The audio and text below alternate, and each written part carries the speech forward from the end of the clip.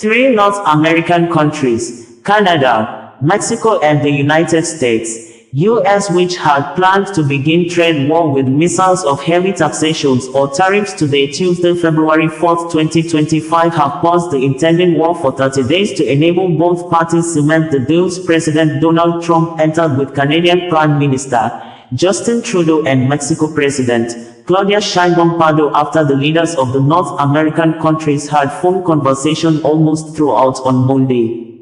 Canadian Prime Minister Justin Trudeau, in a press statement issued late on Monday, said he had had phone talks with President Donald Trump and both agreed to pause the new tax laws for 30 days.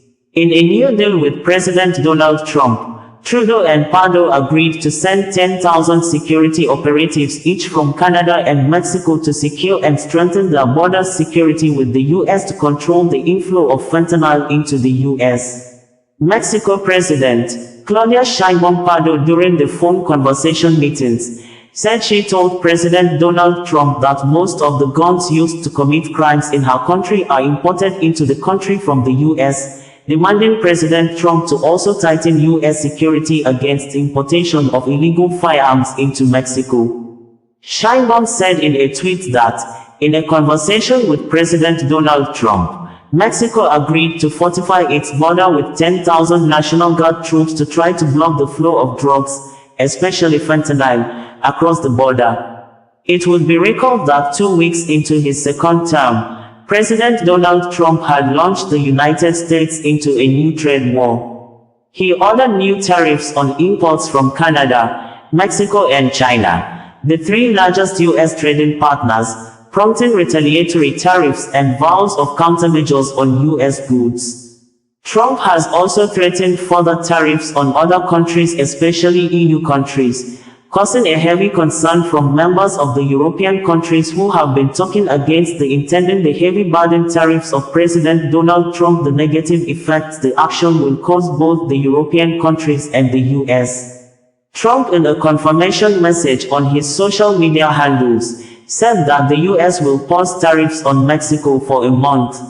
We further agreed to immediately pause the anticipated tariffs for a 1-month period during which we will have negotiations held by Secretary of State Marco Rubio, Secretary of Treasury Scott Bessent, and Secretary of Commerce Howard Lutnick, and high-level representatives of Mexico, he added.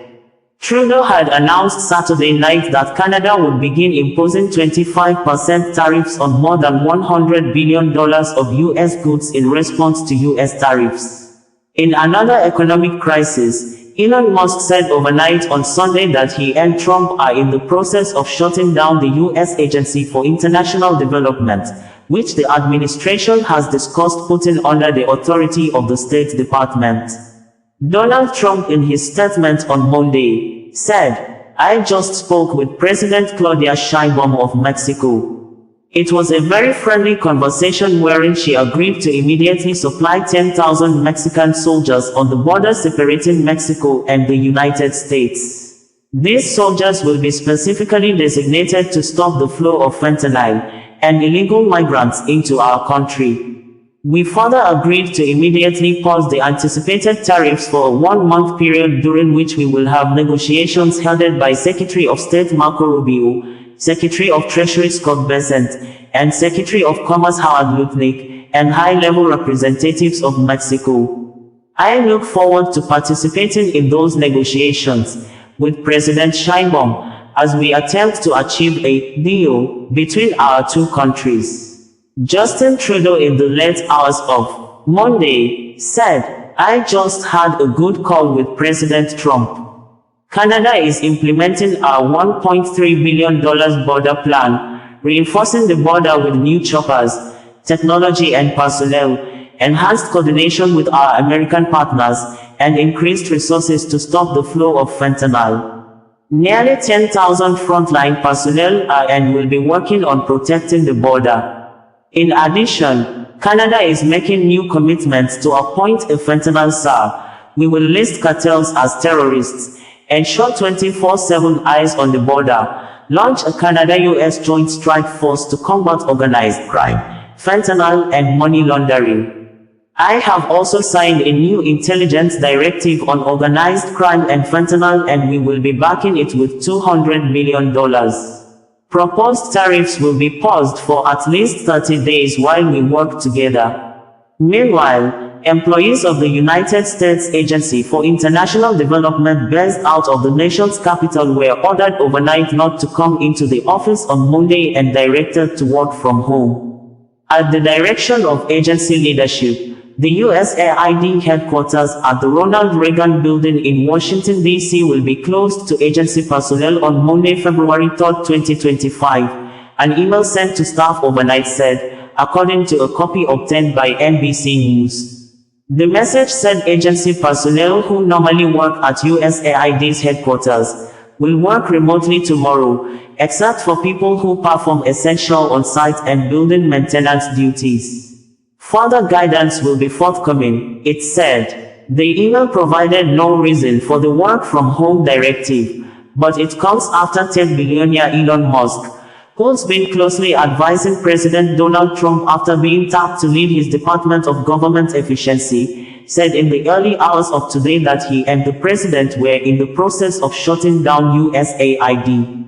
Canada Prime Minister Justin Trudeau had on Saturday during a press conference targeted billions of dollars worth of goods imported from the U.S. with tariffs of 25% to come into force on February 4, 2025, including beverages, cosmetics and paper products, saying, another list targeting more than 100 billion Canadian dollars worth of goods will be unveiled soon and will be implemented after public consultation, which would may include passenger vehicles, trucks, steel and aluminum products, certain fruits and vegetables, beef, pork, dairy products and more coming from U.S. Canadian Prime Minister Justin Trudeau and Mexican President Claudia Sheinbaum spoke by phone Saturday after Trump's administration imposed sweeping tariffs, 25% on goods from Canada and Mexico, with a lower rate of 10% for Canadian oil, and 10% on imports from China, according to local media. Trudeau's office said in a statement that Canada and Mexico agreed to enhance the strong bilateral relations. Canadian officials have had extensive dialogue with their Mexican counterparts, but a senior Canadian official said he would not go as far to say their tariff responses are coordinated. Now is the time to choose products made right here in Canada, Trudeau posted on X on Sunday. On Saturday, he even suggested Canadians should not buy U.S. products or vacation in the U.S. Canada is the largest export market for 36 states and Mexico is the largest trading partner of the U.S. Canada and Mexico ordered the tariffs despite Trump's further threat to increase the duties charged if retaliatory levies are placed on American goods. We're certainly not looking to escalate, but we will stand up for Canada, Trudeau said during the press conference on Saturday.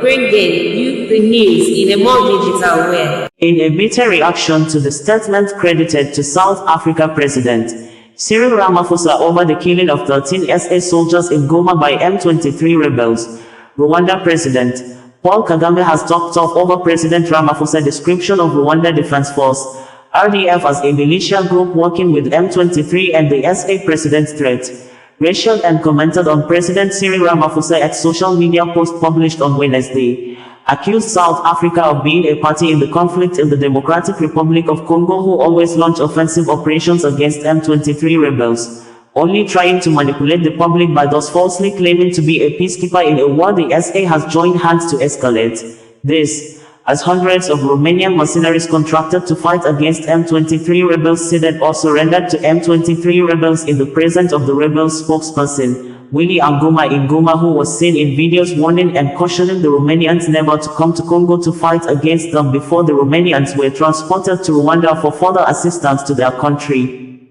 Willie Ngoma could be seen in one of the videos published online talking to the European mercenaries in Goma that, "Don't joke with M23, my bro, that's the army for the people."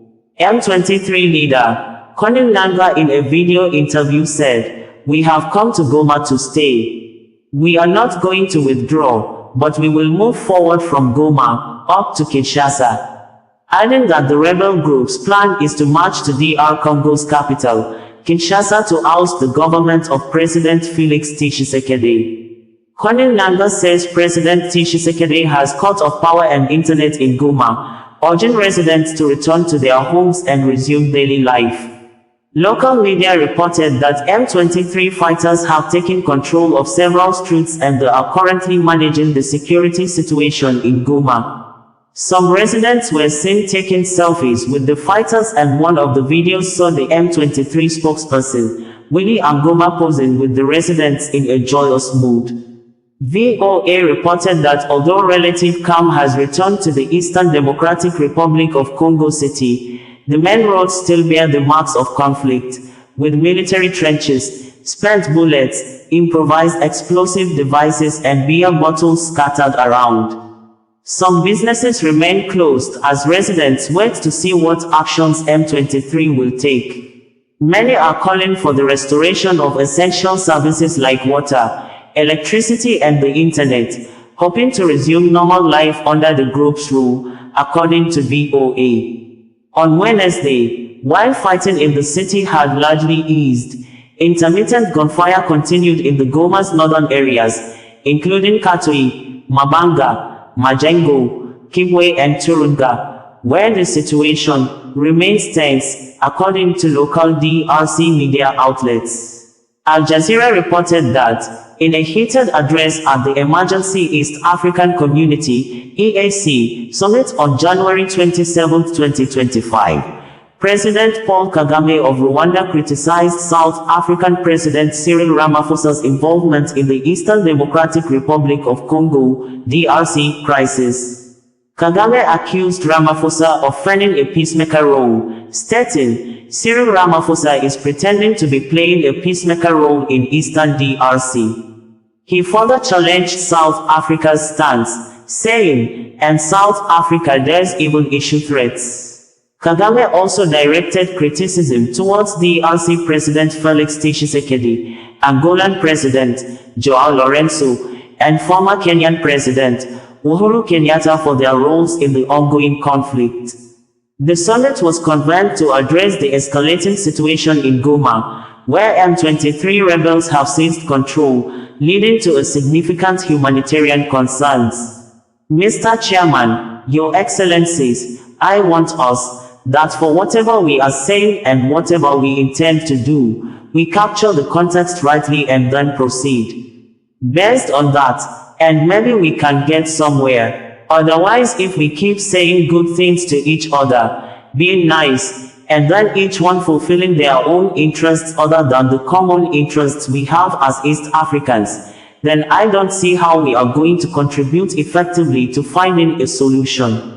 The other day, 2 or 3 days ago, we lost people. There was a lot of shelling from Eastern Congo, from Goma, killed a dozen people and injured hundreds. We will definitely take care of that. There is no question about it.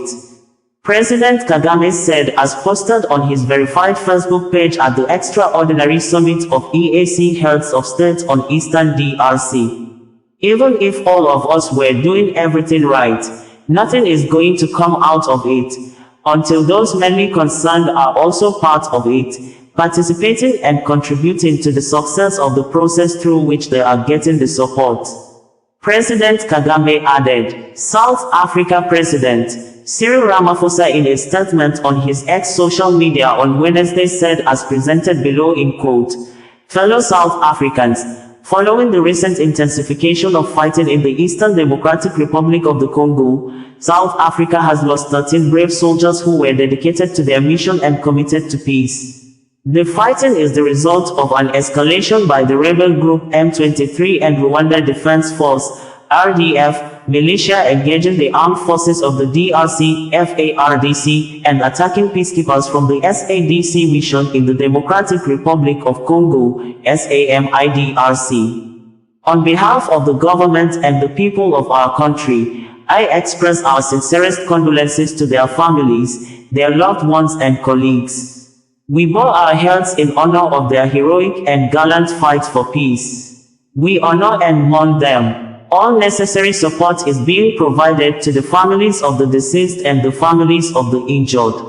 The process to repatriate the remains of the deceased is underway. The attacks on peacekeepers resulted in the deaths of SAMIDRC members from other troop-contributing countries, namely Malawi and Tanzania, as well members of the UN Organization Stabilization Mission in the DRC, MONUSCO, Brigade.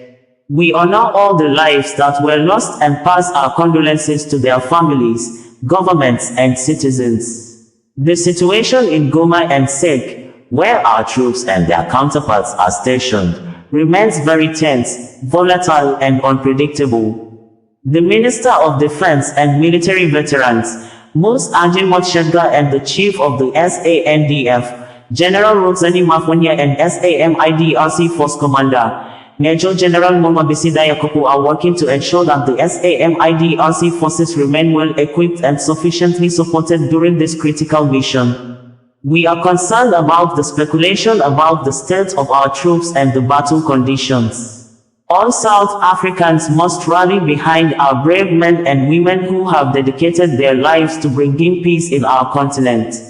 South Africa's military presence in the eastern DRC is not a declaration of war against any country or state. The members of the South African National Defense Force that are in the DRC are part of both SADC and United Nations efforts to bring peace and protect thousands of lives that are constantly threatened by the conflict in the DRC. The presence of the SAMIDRC forces demonstrates a commitment of SADC member states to supporting the DRC in its efforts to achieve lasting peace and stability and ultimately create an enabling environment for sustainable development and prosperity. We welcome the position that was recently adopted by the United Nations Security Council during its special sitting on the situation in the DRC, which calls for an immediate end to hostilities, the reversal of territorial expansion by the M23, the exit of external forces from the DRC, and the resumption of peace talks under the Nairobi process. The territorial integrity of the DRC must be respected in accordance with the United Nations Charter on the Respect of Sovereignty, Territorial Integrity, and Political Independence of other states. We call on all parties to this conflict to fully embrace the current diplomatic efforts that are aimed at finding a peaceful resolution, including honoring the Rwanda process agreements. We must silence the guns on our continent for the attainment of inclusive development and prosperity. I thank you. In quick response on Wednesday, Rwanda President Paul Kagame took to his verified X social media handle and confronted the South Africa President, Cyril Ramaphosa, in a statement stated below those. I held 2 conversations this week with President Ramaphosa on the situation in Eastern DRC, including earlier today. What has been said about these conversations in the media by South African officials and President Ramaphosa himself contains a lot of distortion, deliberate attacks, and even lies. If words can change so much from a conversation to a public statement, it says a lot about how these very important issues are being managed.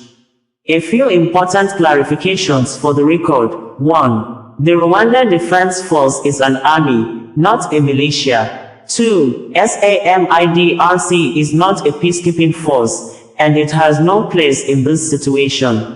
It was authorized by SADC as a belligerent force engaging in offensive combat operations to help the DRC government fight against its own people, working alongside genocidal armed groups like FDLR which target Rwanda, while also threatening to take the war to Rwanda itself. 3. SAMIDRC displaced a true peacekeeping force, the East African Community Regional Force, and this contributed to the failure of the negotiation processes. 4. President Ramaphosa has never given a warning of any kind, unless it was delivered in his local language which I do not understand. He did ask for support to ensure the South African force has adequate electricity, food and water, which we shall help communicate. 5. President Ramaphosa confirmed to me that M23 did not kill the soldiers from South Africa, FARDC did. 6. If South Africa wants to contribute to peaceful solutions, that is well and good, but South Africa is in no position to take on the role of a peacemaker or mediator. And if South Africa prefers confrontation, Rwanda will deal with the matter in that context any day. We had on Wednesday reported that over 1,200 men of the Armed Forces of Democratic Republic of Congo have ceded or surrendered Goma, the country's largest city, to M23 rebels, with DRC military uniforms flooding the streets after the pulled off the army attires and took refuge at UN peacekeeping military base, leaving South Africa soldiers to continue to fight on. But South African military formation in Congo on Tuesday issued a statement denying that its men did not surrender to M23 rebels, insisting that the white flag hoisted by one of his soldiers on Monday during heavy gun battle with the rebels was normal military tradition for both sides to cease fire to enable the South Africa troops passage to receive medical supply and as well give room to the M23 rebels the opportunity to rescue their men injured in front of the South African military base near Goma airport. This, as thousands of pro-government protesters attacked and burned some portions of US, French, Kenya, Uganda, Rwanda, and other foreign embassies in Kinshasa. We had on Monday reported that thousands of prisoners at Munzenze prison facility in Goma, the capital city of North Kivu province in the Democratic Republic of Congo, may have set themselves free after M23 rebels took control of Goma early morning on Monday. With videos posted online showing civilians flooding back to Goma and welcoming the M23 rebels in a rousing manner. Earlier on Monday, we also reported that one of the most troubled countries in Africa, Democratic Republic of Congo government, has begged civilian residents in the country to flood streets today, Monday the 27th of January 2025, just as M23 rebels are now in control of Goma, after killing the Congolese military commander, overnight South Africa soldiers, a total of 12 UN peacekeepers, forcing other Congolese soldiers to surrender their weapons before the 3 a.m. Monday 27, 2025 deadline set.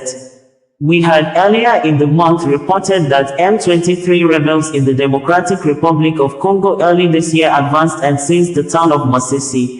Same period, the Congolese government sent 172 death row prisoners to executioners, with 102 already confirmed executed, while the government kept mum on the third batch of 70 prisoners, including the May 19, 2024 37 coup plotters who were convicted and sentenced to death in September 2024, just as the country Minister of Justice, Constant Mutamba, threatened journalists with death penalty if they relayed the activities of armed group he described as Rwanda Army and its M23 auxiliaries. For the last 2 days, on Monday and today this morning, I spoke with the President of South Africa, who sought me out to speak with me on this matter because of their involvement in Eastern Congo. And he's also there pretending to be playing a peacemaker role.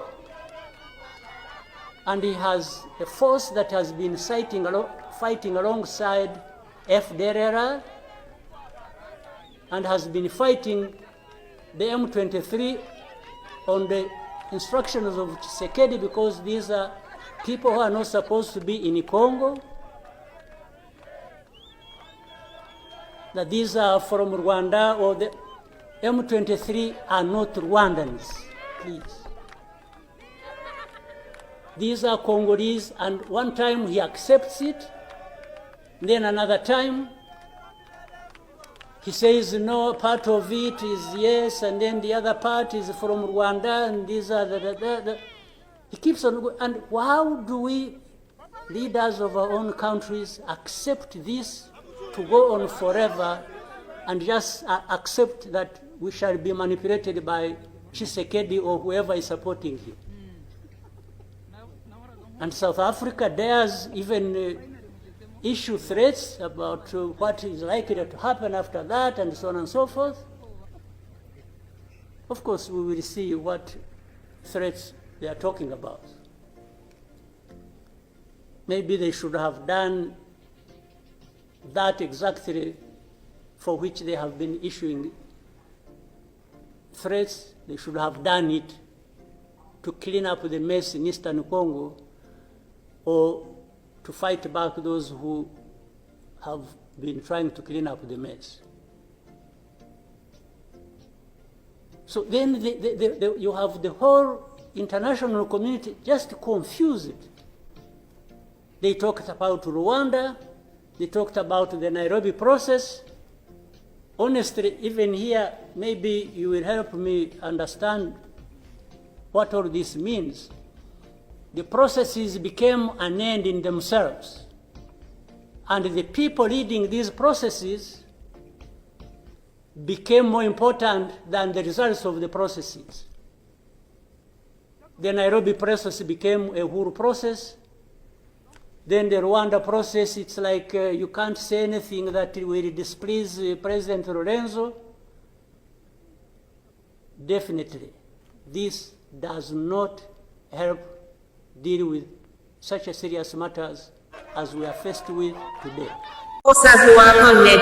Bringing you the news in a more digital way. Some lawyers always defending the legality of the indigenous people of Biafra, IPOB, a secessionist organization that has Eastern Security Network, ESN, as an affiliate, have kept mum or refused to utter a word since appeal court sitting in Abuja affirmed the decision of the lower federal high court in 2017 that declared IPOB as a terrorist organization.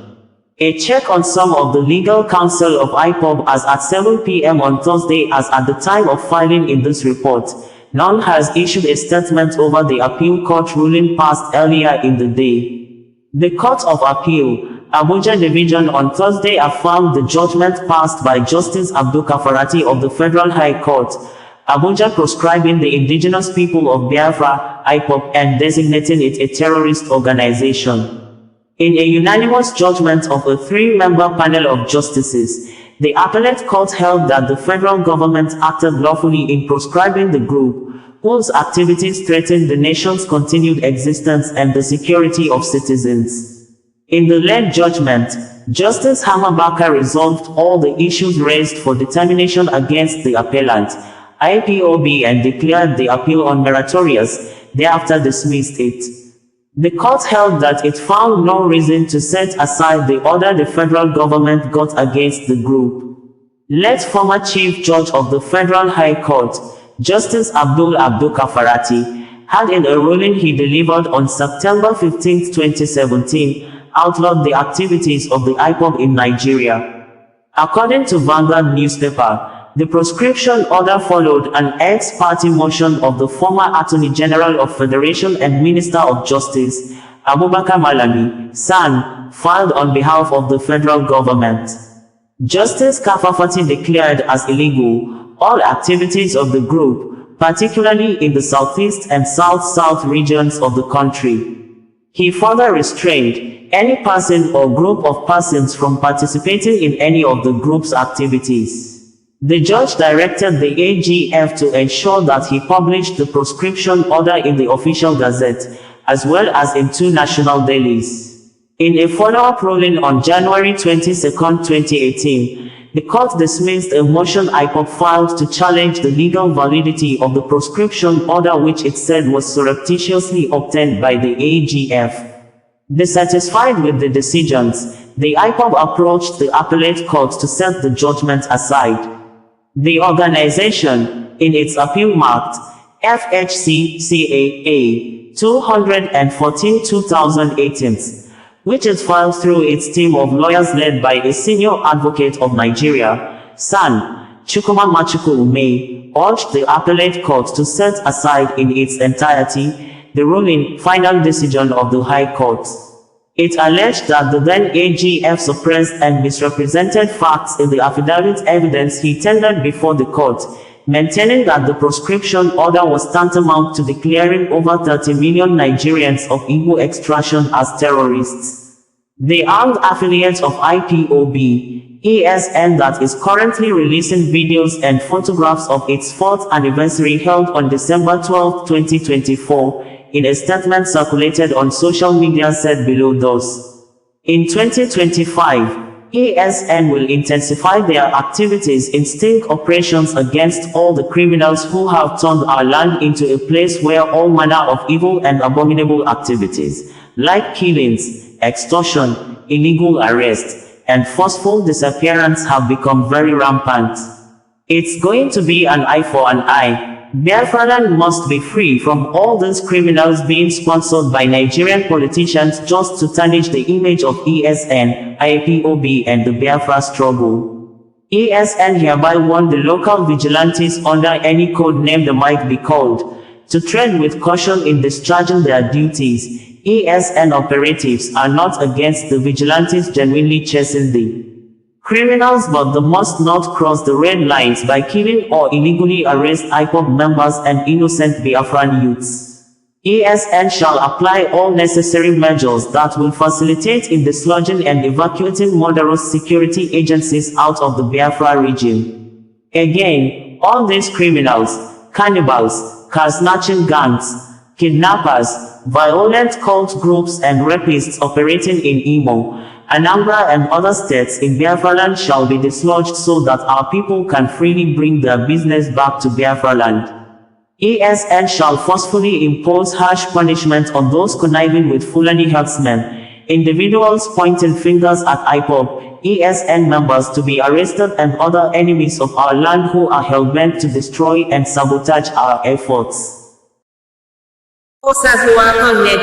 Bringing you the news in a more digital way. Many dead bodies with 4 persons alive have been reportedly pulled out from river after a commercial plane with 60 passengers and 4 crew members on board flying from Wichita Airport in Kansas City to Washington, D.C. had a collision with a military helicopter midday while the jet was descending to land at Reagan National Airport in Arlington, Virginia. The collision caused both aircraft to fall or crash into Potomac River in Virginia state that borders Maryland and Washington, D.C. in the United States of America, USA on Wednesday night. As at the time of filing in this report on Thursday afternoon, more rescue boats were seen inside the Potomac River with more than 300 rescue team members who continued to search for survivors, and the small passengers plane had been pulled out of the river. Local media reported that at least 18 bodies had been recovered as of 12:30 a.m. Thursday and there are 3 debris fields from the crash, police reportedly told newsmen. The U.S. Black Hawk military helicopter was said to be in training when it had a collision with Flight 5342 that had 64 people on board. Fatalities have been confirmed, and law enforcement and rescue teams are on site, according to live footage published by Reuters on its Facebook handle on Thursday afternoon. An Earthcam captured footage of the collision where the passenger's jet and the military helicopter exploded with a ball fire before both fell into the river as seen in the video footage. All takeoffs and landings at Reagan National Airport are currently paused, according to the airport authorities. 64 people aboard the passenger jet, American Airlines says, and 3 soldiers aboard the helicopter, a U.S. official said. Senator Roger Marshall of Kansas said, as reported by Reuters, that it's really hard when you lose probably over 60 Kansans simultaneously. And I don't want to forget the pilots and the flight attendants. When one person dies, it's a tragedy, but when many people die, it's an unbearable sorrow. It's a heartbreak beyond measure. Jack Potter, president of the Metropolitan Washington Airports Authority, it's a very difficult situation out there with the cold. It's very dark, but there are numerous boats out there. There are dive teams out there. John Donnelly, Fire and EMS Chief, Washington, D.C., at 8:58, the first units arrived on the scene and found an aircraft in the water and began rescue operations. This incident has grown. There's currently about 300 responders working. It's a highly complex operation. The conditions out there are extremely rough for the responders. It's cold. They are dealing with relatively windy conditions. U.S. Transportation Secretary Sean Duffy says he spoke to President Trump, and his department would offer full support to those on the ground. D.C. Mayor Muriel Bowser, they are working diligently in very dark and cold conditions, cold water, to execute this rescue operation. CBS News reported that at least 18 bodies had been recovered so far, citing a police official. Two sources told Reuters multiple bodies had been pulled from the water. Police said multiple agencies were involved in a search and rescue operation in the Potomac River, which borders the airport. Dozens of police, ambulance and rescue units, some ferrying boats, staged along the river and raced to positions along the tarmac of Reagan Airport. Live TV images showed several boats in the water, flashing blue and red lights. The airport said late on Wednesday that all takeoffs and landings had been halted as emergency personnel responded to an aircraft incident. The U.S. Army said in a statement that it could confirm that the aircraft involved in tonight's incident was an Army UH-60 helicopter out of Fort Beaver, Virginia. A web camera shot from the Kennedy Center in Washington showed an explosion mid-air across the Potomac about 8:47 p.m. or 1:47 GMT, with an aircraft in flames falling rapidly, according to Reuters. There is now an active rescue operation underway at the Potomac River in Washington, D.C. after a passenger plane operated by American Airlines collided midday with a Black Hawk helicopter while trying to land. CBS News. Chris Van Cleave reports that this is the first commercial airline crash in the United States since a regional flight crashed in Buffalo, New York in 2009. This was an unparalleled period of aviation safety that appears to have come to an end tonight, Van Cleave said. White House Press Secretary Caroline Leavitt says President Trump is monitoring rescue operations of the Potomac plane crash between a military Black Hawk helicopter and a regional jet. Bringing you the news in a more digital way. Over 40 persons have been reported dead in a stampede that occurred early morning night on Wednesday at Maha Kumbh Mela, a Hindu religious festival that holds once in 12 years, that is touted to be the largest human gathering in the world, with over 100 million people estimated to have gathered to bathe in the holy river waters in India. International news agencies reported that nearly 40 people were killed in India's northern state of Uttar Pradesh on Wednesday and several others injured in a pre-dawn or early morning night stampede at the Maha Kumbh Mela. According to residents, the Maha Kumbh Mela takes place every 12 years in the Indian city of Prayagraj, about 90 miles west of the holy city of Varanasi in Uttar Pradesh, when an estimated 100 million people gather to bathe in holy river waters at the confluence of the Ganges, the Yamuna and the Saraswati rivers.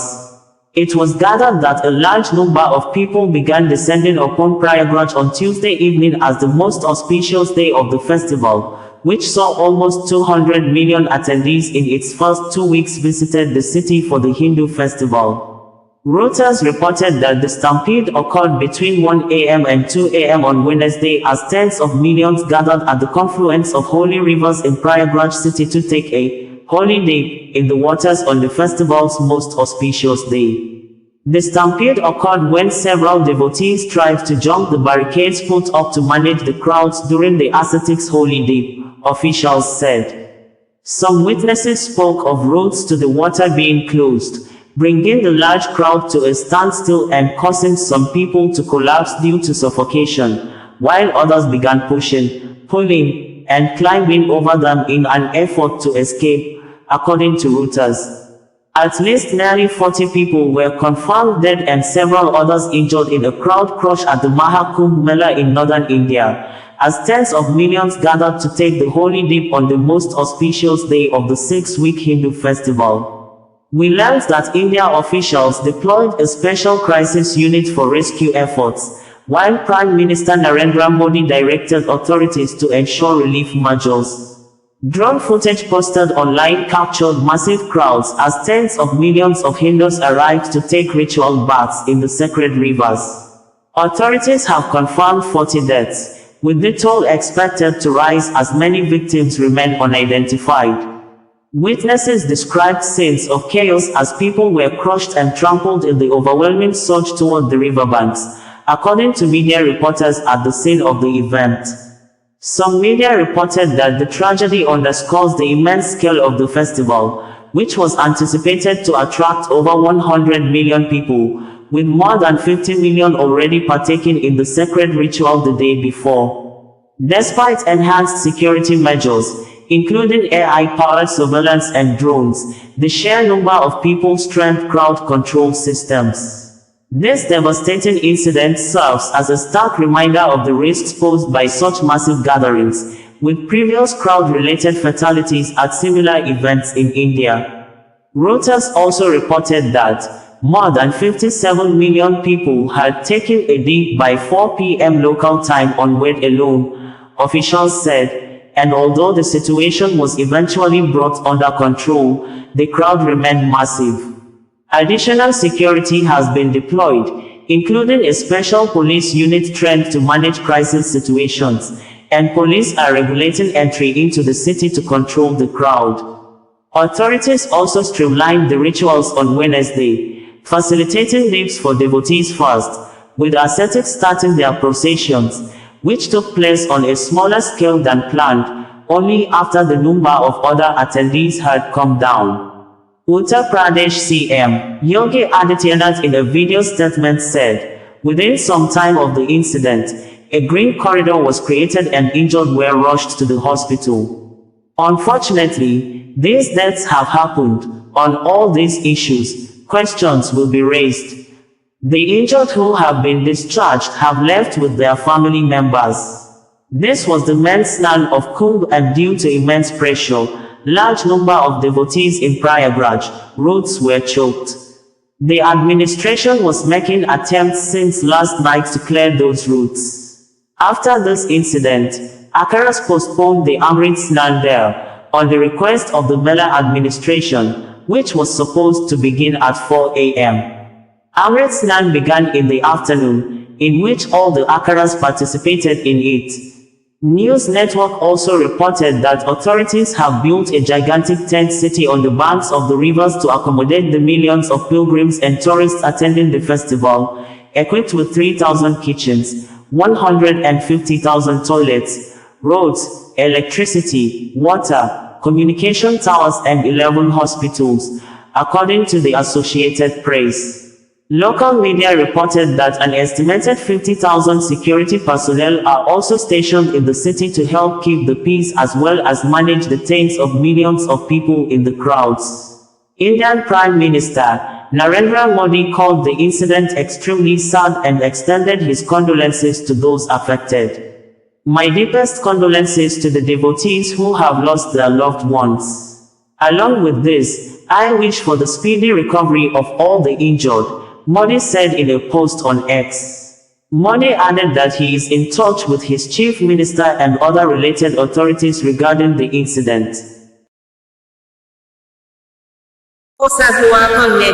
Bringing you the news in a more digital way. Over 1,200 men of the Armed Forces of Democratic Republic of Congo have ceded or surrendered Goma, the country's largest city, to M23 rebels, with DRC military uniforms flooding the streets after they pulled off the army attires and took refuge at UN peacekeeping military base, leaving South Africa soldiers to continue to fight on.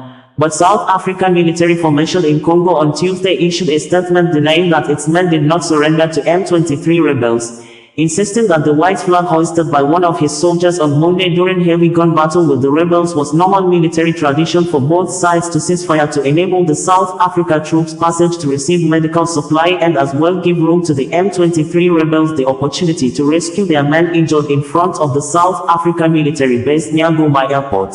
This, as thousands of pro-government protesters attacked and burned some portions of US, French, Kenya, Uganda, Rwanda, and other foreign embassies in Kinshasa.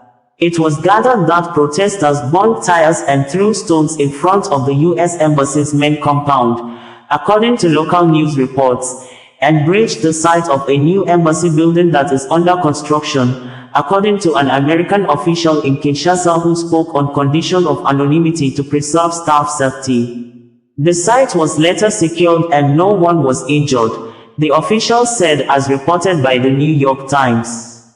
Reuters reported that Goma residents and UN sources said dozens of troops had surrendered, but some soldiers and pro-government militiamen were holding out. People in several neighborhoods reported small arms fire and some loud explosions on Tuesday morning. By Tuesday afternoon, several diplomatic and security sources said the M23 rebels had taken full control of the airport, putting them in charge of a vital link to the outside world. According to Reuters, M23 is the latest in a string of ethnic Tutsi-led, Rwandan-backed insurgencies that have brought tumult to Congo since the aftermath of the genocide in Rwanda 30 years ago, when Hutu extremists killed Tutsis and moderate Hutus, and then were toppled by the Tutsi-led forces that still govern Rwanda. Rwanda says some of the ousted perpetrators have been sheltering in Congo since the genocide, forming militias with alliances with the Congolese government, and pose a threat to Congolese Tutsis and Rwanda itself. Congo rejects Rwanda's complaints, and says Rwanda has used its proxy militias to control and loot lucrative minerals such as coltan, which is used in smartphones.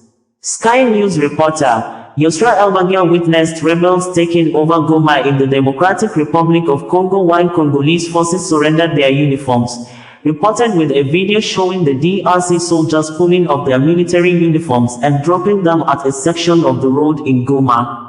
Furious protesters stormed the U.S. Embassy in Kinshasa, chanting anti-imperialist slogans and setting fires, with some visuals showing large crowds attempting to breach the embassy's logistical center. Also in the Congolese capital Kinshasa, which is about 1,600 kilometers, 1,000 miles, west of Goma, protesters attacked a UN compound and embassies including those of Rwanda, Uganda, France and the United States, expressing anger at what they said was foreign interference or inactions that enabled M23 rebels to be able to take control of Goma. Looters ransacked the embassy of Kenya, according to local media and videos from residents in the capital city. Software development. M23 spokesperson Willie Angoma was seen in Goma, accompanied by his guards after M23 rebels have taken control of Goma International Airport. As reports indicate, government soldiers have surrendered and sought refuge at the city's UN base. Security forces later responded to attacks targeting Ugandan, Rwandan, American, Kenyan, and French embassies as protesters in Kinshasa stormed these diplomatic buildings, accusing them of supporting M23 rebels who are currently in control in the city of Goma. The sound of gunfire could be heard in the capital of North Kivu province in Eastern Democratic Republic of Congo as dozens of M23 rebel fighters rode on the back of trucks in social media video verified and published by Reuters on Tuesday. Software development. In Goma, armed men could also be seen running across a road amid a fierce gunfight. Dead bodies were scattered in the streets of the city, and hospitals were overwhelmed with patients with gunshot and shrapnel wounds, a day after the rebels marched into Goma, the biggest city in eastern DRC, the UN and other aid agencies said on Tuesday. The Red Cross said that one of its hospitals had received over 100 patients within 24 hours with head wounds and chest trauma from mortars and shrapnel. M23 rebels entered Goma on Monday in a major escalation of a 3-decade conflict. They were continuing to face pockets of resistance from few army units and their backers. Meanwhile, more than 100 FARDC soldiers, FDLR and Wazalendo who fled to Rwanda from Goma in the Eastern Democratic Republic of Congo are being held in Rubavu district. The New Times news team who visited the site on Tuesday reported that some of them are being treated from injuries. Goma is a key location in the conflict-battered North Kivu province whose minerals are critical to much of the world's technology. Rebel groups have long fought over control of eastern Congo's mineral wealth, and the conflict has often pitted ethnic groups against one another, with civilians forced to flee their homes, according to local observers. South African National Defense Force, SANDF, said it has noted with concern the widespread circulation of a video on social media accompanied by misleading claims suggesting that SANDF forces surrendered to M23 rebels. We wish to set the record straight. The footage in question depicts a white flag raised, which is an outcome of discussion between the opposing fighting forces to agree on a truce to allow M23 to recover their dead in the vicinity of our base. This will also open the route for our troops to access medical facilities. This is common practice in any war. Let members of the public not be alarmed by a video clip and its meaning. The SANDF remains fully committed to its peacekeeping responsibilities under the United Nations Stabilization Mission in the Democratic Republic of Congo. The South African military formation in another press release on Tuesday confirmed that 3 of its soldiers were killed by M23 rebels during a heavy gun battle with the rebels around Goma airport on Monday, adding that one of its soldiers who sustained injuries in previous days' fight with the M23 rebels have succumbed to the injuries or died, bringing the total numbers of South Africa soldiers killed in recent days in Goma to 13. Kenya President William Ruto, in a video broadcast on Monday, said, "The escalating deteriorating peace and security situation in the DRC is of grave concern. The humanitarian crisis is being exacerbated by ongoing military actions, including the closure of airspace in Goma. I call for the immediate and unconditional cessation of hostilities, emphasize the obligation of all parties to facilitate humanitarian access to affected populations, and urge both sides to pursue peaceful means to resolve this tragic conflict. As chair of the EAC, I call on the parties to the Rwanda process and my brothers, President Felix Tshisekedi and President Paul Kagame, both of whom I have spoken to this evening, to heed the call for peace from the people of our region and the international community. After consulting the heads of state of EAC member states, we will convene an extraordinary summit in the next 48 hours to chart the way forward. The EAC stands ready to forge stronger collaboration with the African Union, Southern African Development Community and the international community in encouraging the warring parties to give priority to dialogue." According to New York Times, the United States on Tuesday advised U.S. nationals to leave the Democratic Republic of Congo on commercial flights after hundreds of protesters attacked several foreign embassies and a United Nations building in the capital, Kinshasa. Due to an increase in violence throughout the city of Kinshasa, the U.S. Embassy in Kinshasa advises U.S. citizens to shelter in place and then safely depart while commercial options are available, a security alert published on the embassy's website read. The embassy issued the notice at the end of a tumultuous day in Kinshasa, where the State Department reported violent protests at multiple U.S. government buildings.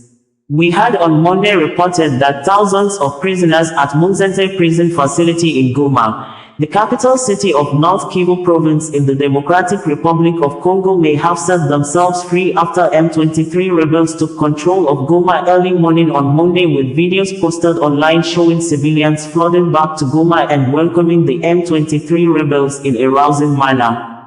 Earlier on Monday, we also reported that one of the most troubled countries in Africa, Democratic Republic of Congo government has begged civilian residents in the country to flood streets today, Monday the 27th of January 2025, just as M23 rebels are now in control of Goma, after killing the Congolese military commander, over 9 South Africa soldiers, a total of 12 UN peacekeepers, forcing other Congolese soldiers to surrender their weapons before the 3 a.m. Monday 2025 deadline set. We had earlier in the month reported that M23 rebels in the Democratic Republic of Congo early this year advanced and seized the town of Masisi. Same period, the Congolese government sent 172 death row prisoners to executioners, with 102 already confirmed executed, while the government kept mum on the third batch of 70 prisoners, including the May 19, 2024 37 coup plotters who were convicted and sentenced to death in September 2024, just as the country Minister of Justice, Constant Mutomba threatened journalists with death penalty if they relate the activities of armed group he described as Rwanda Army and its M23 auxiliaries. Bringing you the news in a more digital way. Thousands of prisoners at Munzenze prison facility in Goma, the capital city of North Kivu province in the Democratic Republic of Congo, may have set themselves free after M23 rebels took control of Goma early morning on Monday, with videos posted online showing civilians flooding back to Goma and welcoming the M23 rebels in a rousing manner. Munzenze prison, considered as one of the worst prison facilities in the world, which as of 2020 was having more than 2,400 mostly male prisoners, for a custodial facility which was built for a capacity of just 150. The Democratic Republic of the Congo's main prisons are filled at 432% on average, according to MONUSCO, the United Nations peacekeeping force in the country, making them among the most overcrowded in the world, according to Al Jazeera report in 2020. Videos showed Goma residents running and cheering in celebration, welcoming M23 rebel group soldiers after the capture of the North Kivu provincial capital on Monday. The Munzenze prison, which is currently estimated to hold approximately 3,000 inmates, was apparently set ablaze as fleeing prisoners were seen in the surrounding streets. Videos showed the prisoners running out of the facility unchallenged, while a thick black smoke was seen billowing from a section of the prison facility. Meanwhile, the United Nations Organization Stabilization Mission in the Democratic Republic of the Congo, MONUSCO, staff and their families have arrived at the Grand Barrier border from Goma, fleeing the fighting after the town was seized by the M23 rebel group on Monday. Earlier today, we reported that one of the most troubled countries in Africa, Democratic Republic of Congo government has begged civilian residents in the country to flood streets today, Monday the 27th of January 2025, just as M23 rebels are now in control of Goma, after killing the Congolese military commander, over 9 South Africa soldiers, a total of 12 UN peacekeepers, forcing other Congolese soldiers to surrender their weapons before the 3 a.m. Monday 27, 2025 deadline set. Few hours ago, local media reported with photographs wherein men of the armed forces of Democratic Republic of Congo were seen handing over their weapons to UN peacekeepers in Goma city before the 3 a.m. deadline set by the M23 rebels, who have issued evacuation order for all Congolese military and foreign soldiers to leave the Goma city as the closed Goma airspace. Congolese Minister of Justice Constant Mutomba, in response to the M23 rebels' advancing postures, issued statements via his ex-social media handle, calling and begging civilian residents in the Democratic Republic of Congo to take to the streets in Kinshasa, the Congo capital, today Monday the 27th of January 2025, to take charge to free the country from M23 rebels. I call for a popular march against Rwandan aggression this Monday, January 27, 2025 in Kinshasa, starting at 9 a.m. Let us take charge to free our lands from the hands of the invader.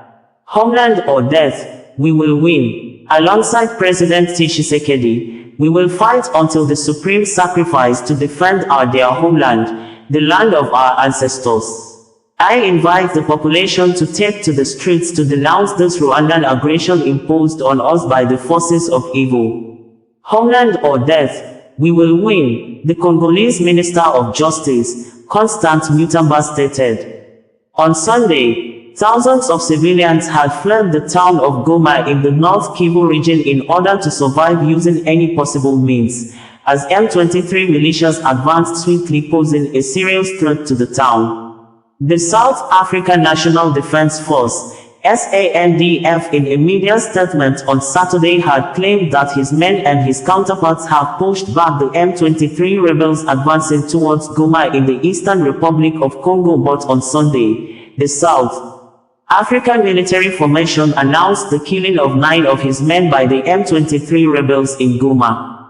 In a media statement, the South African military formation said, Parliament, Sunday the 26th of January 2025, the Joint Standing Committee on Defense has learnt with sadness the death of 9 members of the South African National Defense Force, SANDF, in the Eastern Democratic Republic of Congo, DRC, after the intense confrontation with M23 rebel group in that country. The soldiers formed part of the Southern African Development Community Mission in the DRC and the United Nations Organization Stabilization Mission in the Democratic Republic of the Congo.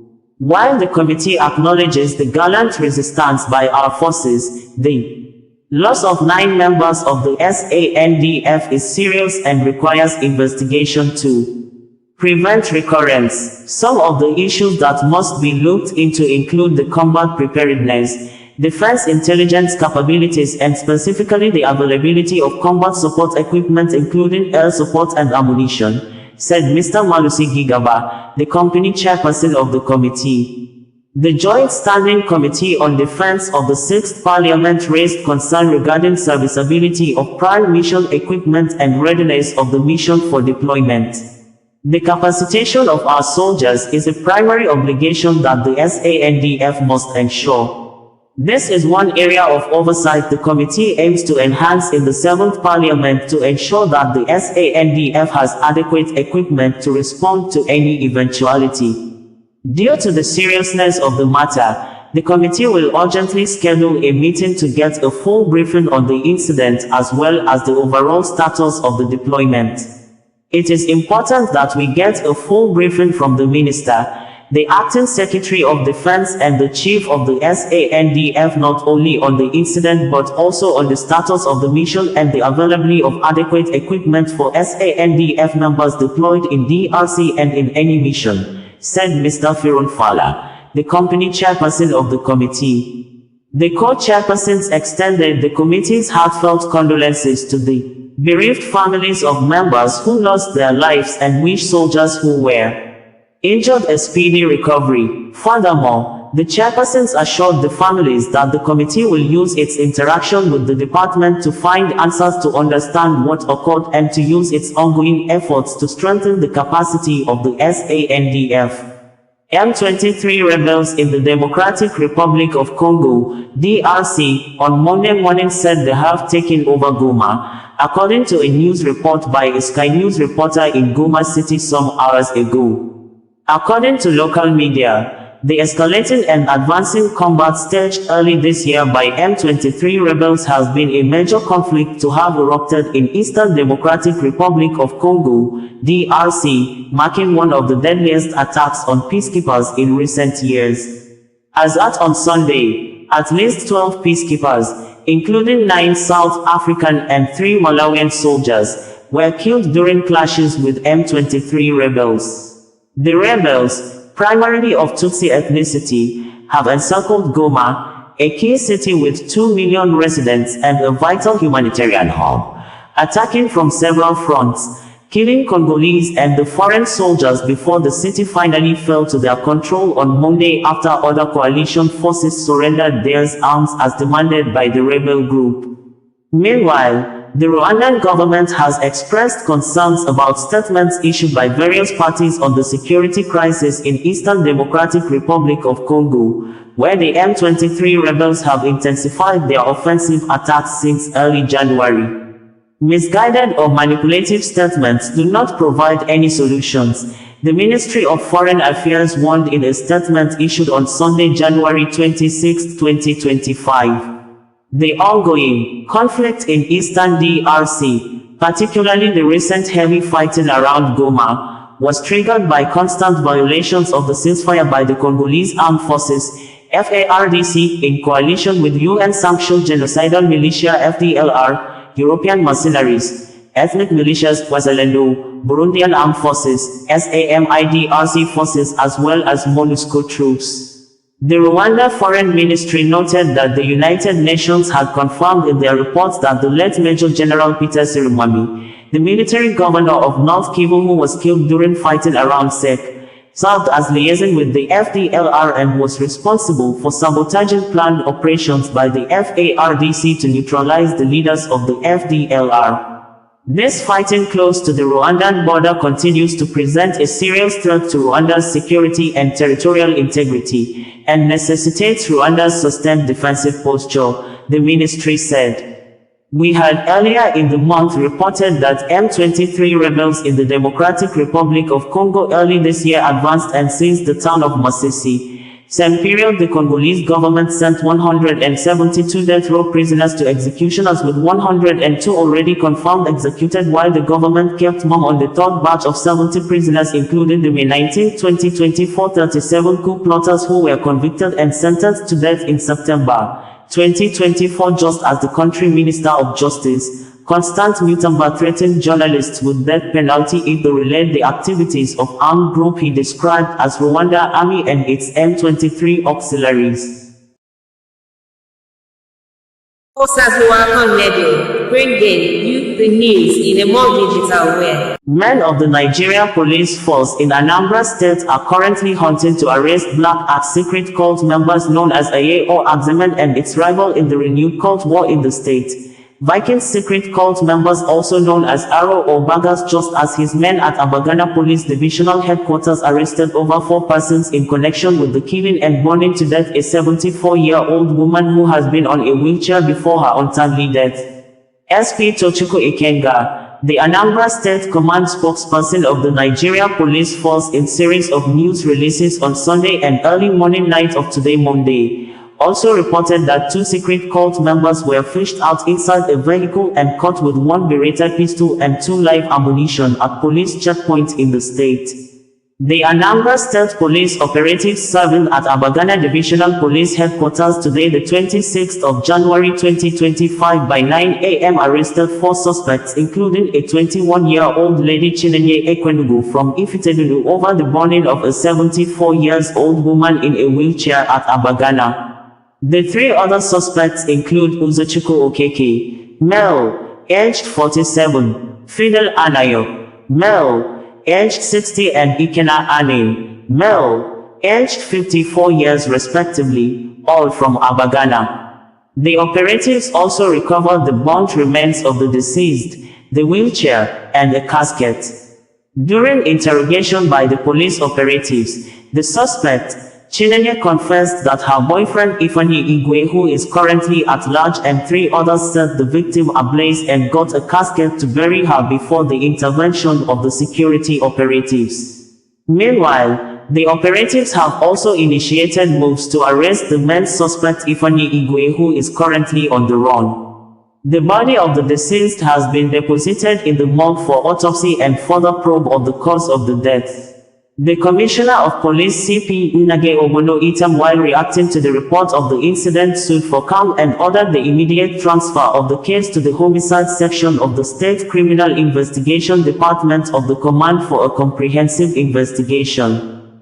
Further developments shall be communicated. Please, SP Tochukwu Ikenga, Police Public Relations Officer, Anambra State Police Command, reported in a news release issued on the 26th of January 2025. Operatives of the Anti-Cult Unit of the Anambra State Police Command stationed at Enugu, acting on credible information yesterday, the 25th of January 2025 by 1:30 p.m. arrested one Maduka Okoye, aged 25 years, of Abagana. The team also recovered 3 expended cartridges of a pump-action gun at a shooting scene in Ezichike community of Abagana. The suspect, Maduka Okoye, confessed to being a member of Baga's confraternity and said that he was in a beer parlor drinking with his friend in the area when they came under attack by members of the rival cult group identified as Axemen Confraternity. Meanwhile, the police responded swiftly and restored calm in the area. The suspect is currently assisting the police operatives in an ongoing operation for the possible arrest of the fleeing gang members and already identified members of the rival cult members, especially those actively involved in the shooting, reported by Tochukwu Ikenga, Police Public Relations Officer, Anambra State Police Command, in a news release issued on the 26th of January 2025.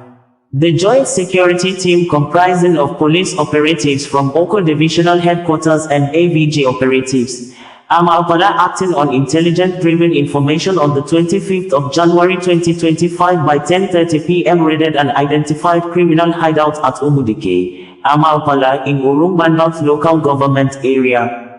Items recovered during the crackdown include a large quantity of substance suspected to be hard drugs, 2 mobile phones and a cash sum of 73,150 naira, 73,150 nairas, suspected to be proceeds from the sales of the substance. The fierce-looking criminals took to their heels on sighting the joint security team and ran into the nearby bushes. Meanwhile, the operatives have taken over the scene, destroyed the camp and are on the offensive against the criminals for possible arrest and to make sure they don't regroup anywhere in the state. Reported by SP Tochukwu Ikenga, Police Public Relations Officer, Anambra State Police Command in a news release issued on the 27th of January 2025. Operatives of the Special Anti-Cult Squad Enugu Ukwu, at a security checkpoint on Umudioka Okuzu Road by Igbariam on the 25th of January 2025 by 5:38 p.m. arrested 2 out of the 4 occupants of a white Toyota Corolla vehicle with registration number YAB26CB. The team also recovered 1 Beretta pistol, 2 live ammunition and the Toyota Corolla vehicle. The 2 suspects are Rafael Pevega and Sakura Terima, both aged 22 years old and from Benue State. Meanwhile, efforts are ongoing to arrest the other 2 suspects that are currently on the run. It was reported that the suspects alighted from the vehicle while still in motion when the operatives ordered them to park the vehicle for a security search. The Commissioner of Police CP Nnage Obono Itam assures that the command shall continue to evolve strategy and improve operational positioning in the state to nip to the bud such criminal elements. Reported by SP Tochukwu Ikenga, Police Public Relations Officer, Anambra State Police Command in a news release issued on the 27th of January 2025.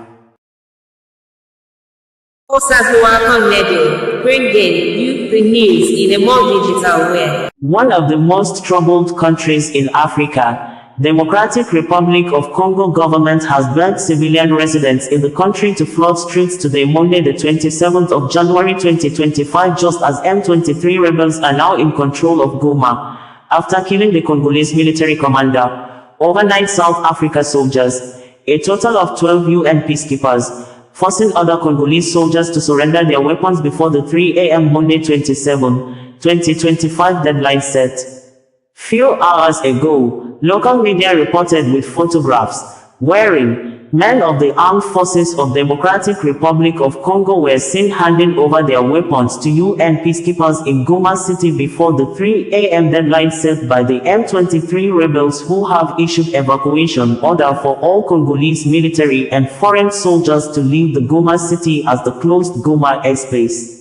Congolese Minister of Justice, Constant Mutamba, in response to the M23 rebels' advancing postures, issued statements via his ex-social media handle, calling and begging civilian residents in the Democratic Republic of Congo to take to the streets in Kinshasa, the Congo capital, today Monday the 27th of January 2025 to take charge to free the country from M23 rebels. I call for a popular march against Rwandan aggression this Monday, January 27, 2025 in Kinshasa, starting at 9 a.m. Let us take charge to free our lands from the hands of the invader. Homeland or death, we will win. Alongside President Tshisekedi, we will fight until the supreme sacrifice to defend our dear homeland, the land of our ancestors. I invite the population to take to the streets to denounce this Rwandan aggression imposed on us by the forces of evil. Homeland or death, we will win, the Congolese Minister of Justice, Constant Mutamba, stated. On Sunday, thousands of civilians had fled the town of Goma in the North Kivu region in order to survive using any possible means, as M23 militias advanced swiftly, posing a serious threat to the town. The South African National Defense Force, SANDF in a media statement on Saturday had claimed that his men and his counterparts have pushed back the M23 rebels advancing towards Goma in the Eastern Republic of Congo, but on Sunday, the South African military formation announced the killing of 9 of his men by the M23 rebels in Goma. In a media statement, the South African military formation said, Parliament, Sunday the 26th of January 2025, the Joint Standing Committee on Defense has learnt with sadness the death of 9 members of the South African National Defense Force, SANDF, in the Eastern Democratic Republic of Congo, DRC, after the intense confrontation with M23 rebel group in that country. The soldiers formed part of the Southern African Development Community Mission in the DRC and the United Nations Organization Stabilization Mission in the Democratic Republic of the Congo. While the committee acknowledges the gallant resistance by our forces, the loss of 9 members of the SANDF is serious and requires investigation to prevent recurrence. Some of the issues that must be looked into include the combat preparedness, defense intelligence capabilities, and specifically the availability of combat support equipment including air support and ammunition, said Mr. Malusi Gigaba, the company chairperson of the committee. The Joint Standing Committee on Defense of the 6th Parliament raised concern regarding serviceability of prime mission equipment and readiness of the mission for deployment. The capacitation of our soldiers is a primary obligation that the SANDF must ensure. This is one area of oversight the committee aims to enhance in the 7th Parliament to ensure that the SANDF has adequate equipment to respond to any eventuality. Due to the seriousness of the matter, the committee will urgently schedule a meeting to get a full briefing on the incident as well as the overall status of the deployment. It is important that we get a full briefing from the Minister, the Acting Secretary of Defense and the Chief of the SANDF not only on the incident but also on the status of the mission and the availability of adequate equipment for SANDF members deployed in DRC and in any mission, said Mr. Firon Fala, the company chairperson of the committee. The co-chairpersons extended the committee's heartfelt condolences to the bereaved families of members who lost their lives and wished soldiers who were injured a speedy recovery. Furthermore, the chairpersons assured the families that the committee will use its interaction with the department to find answers to understand what occurred and to use its ongoing efforts to strengthen the capacity of the SANDF.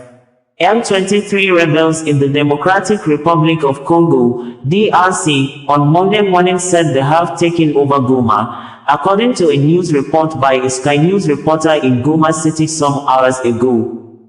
According to local media, the escalating and advancing combat staged early this year by M23 rebels has been a major conflict to have erupted in Eastern Democratic Republic of Congo, DRC, marking one of the deadliest attacks on peacekeepers in recent years. As at on Sunday, at least 12 peacekeepers, including 9 South African and 3 Malawian soldiers, were killed during clashes with M23 rebels. The rebels, primarily of Tutsi ethnicity, have encircled Goma, a key city with 2 million residents and a vital humanitarian hub, attacking from several fronts, killing Congolese and the foreign soldiers before the city finally fell to their control on Monday after other coalition forces surrendered their arms as demanded by the rebel group. Meanwhile, the Rwandan government has expressed concerns about statements issued by various parties on the security crisis in Eastern Democratic Republic of Congo, where the M23 rebels have intensified their offensive attacks since early January. Misguided or manipulative statements do not provide any solutions, the Ministry of Foreign Affairs warned in a statement issued on Sunday, January 26, 2025.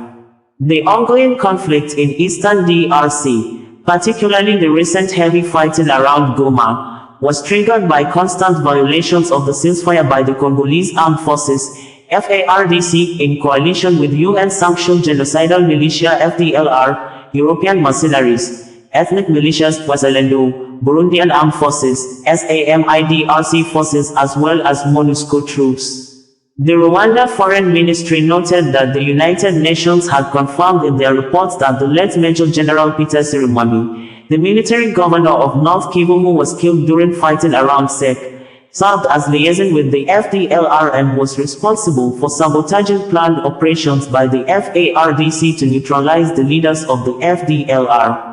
This fighting close to the Rwandan border continues to present a serious threat to Rwanda's security and territorial integrity, and necessitates Rwanda's sustained defensive posture, the ministry said. We had earlier in the month reported that M23 rebels in the Democratic Republic of Congo early this year advanced and seized the town of Masisi. Same period, the Congolese government sent 172 death row prisoners to executioners, with 102 already confirmed executed, while the government kept mum on the third batch of 70 prisoners, including the May 19, 2024 37 coup plotters who were convicted and sentenced to death in September 2024, just as the country Minister of Justice, Constant Mutamba, threatened journalists with death penalty if they relate the activities of armed group he described as Rwanda Army and its M23 auxiliaries. On Sunday, Al Jazeera reported that the M23 rebels and the Congolese army are still in heavy gun battle in Masisi since the rebel group took control of the town more than a week ago. Al Jazeera report on Sunday contradicted the statement issued 3 days ago by the Congolese Minister of Justice, Constant Mutamba, that the Congolese army and the pro-government rebels have recaptured the town of Masisi from the M23 rebels.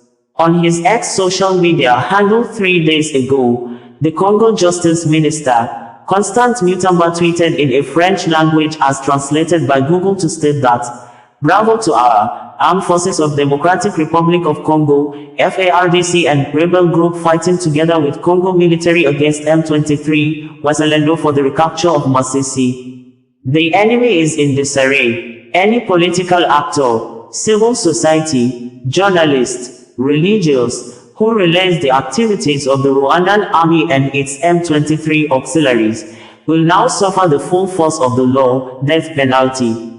Our territorial integrity is not up for sale." It would be recalled that 37 alleged coup plotters, including 3 Americans, were convicted and sentenced to death in September 2024 by a Kinshasa military court in a trial against the failed coup of May 19, 2024 in the Democratic Republic of the Congo, DRC.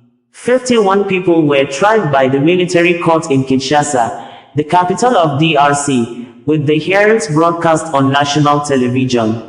The 3 Americans sentenced to death were convicted for the offenses of criminal association, attack and terrorism, including Marcel Malanga, son of Christian Malanga, the alleged leader of the attempted coup. DRC Army stated that an attempted coup, led by little-known opponent Christian Malanga, was nipped in the bud early May 19, 2024. 6 people, including Christian Malanga himself, were killed. The putschers attacked the residence of Vital Kamerhe, then Deputy Prime Minister, before intruding the Palais de la Nation, where the offices of DRC President Felix Tshisekedi are located. Videos posted online showed the attackers, dressed in military uniforms and displaying the Zaire flag, claimed in the video that they wanted to change things in the management of the republic. Zaire, officially the Republic of Zaire, was the name of the Democratic Republic of Congo, DRC, from 1971 to 1997. Christian Malanga formed the United Congolese Party in 2010 and advocated for the return of Zaire. In 2017, he created a government in exile in Brussels, Belgium, giving birth to the so-called New Zaire. Marcel Malanga, who was born in Utah, United States, and 2 other Americans, stood trial and they were sentenced to death. M23 rebels, armed group, the government of Democratic Republic of Congo claimed is allegedly supported by Rwanda, have taken control of Masisi, a key town in eastern Congo, exacerbating the region's ongoing humanitarian crisis. The town is estimated to be home to around 40,000 people, and it is agricultural and mineral-rich area located in North Kivu province. Local observers said that the capture follows the breakdown of Angola-mediated peace talks between Congolese President Felix Tshisekedi and Rwandan President Paul Kagame in December 2024. While the M23 rebels fighting has built more tension, the Congolese government says it has executed 102 men in the past week, with plans to execute 70 more. Constant Mutomba, the country's Minister of Justice, stated in a statement that 45 were killed in late December 2024, with 57 executed in early January 2025. He said the men, aged 18 to 35, were armed robbers and urban bandits, known locally as Kululas. Mutomba added that the executions took place at Enjenga prison in northwest